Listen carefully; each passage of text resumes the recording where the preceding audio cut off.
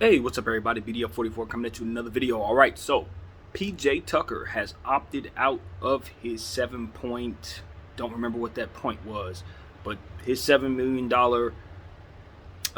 contract. He's opting out of that. He's going to test free agency right here and now, which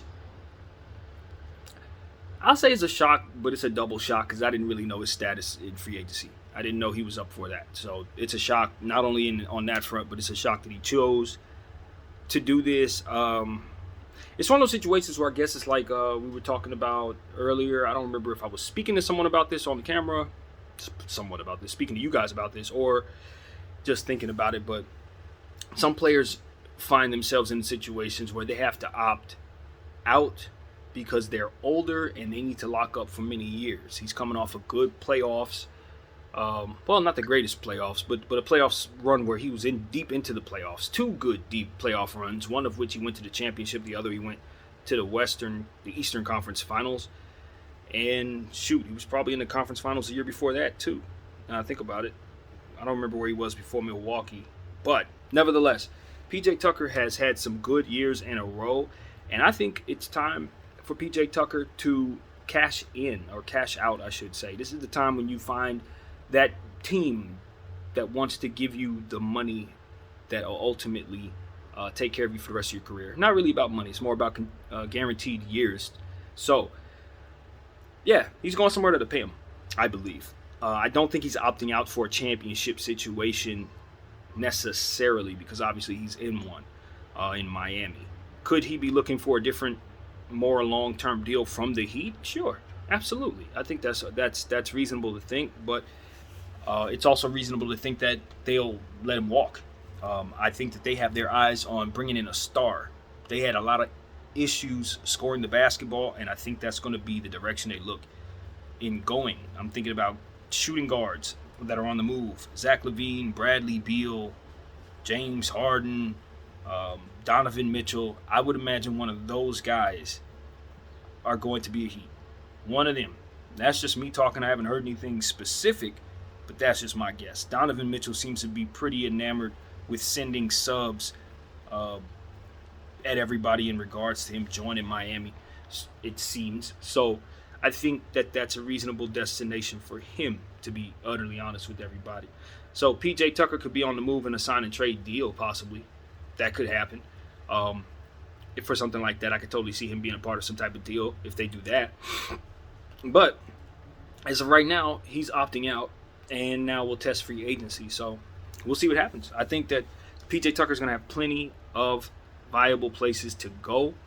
I think there are a couple of teams who may not consider themselves playoff teams who may want to pick him up to help put them over the top, along with maybe one or two other moves they make. So I could totally see him being a part of some type of situation like that. So we'll see. We'll see. You know what I mean? Like, let's say, for further elaboration of what I'm thinking, let's say San Antonio does something wild. They got all kinds of cap space. Let's say they trade a bunch of stuff and try to bring themselves a star. I can see PJ going to that situation. That's what I'm saying to you. Or let's say the Clippers do a bunch of shuffling around. They change everything about what they have going on. If they have PJ's money, they'll slip him in because there'll be a new contending team with cap space. So, not to say that that's absolutely going to happen, but I can totally see that being that type of situation he ends up in. Because what I see there is PJ Tucker, even though he probably wants to do what it is that I was trying to describe at the start of this video, what I think he's going to find out is that some of the teams that will be able to pay him will not have the role that he's going to be happy with.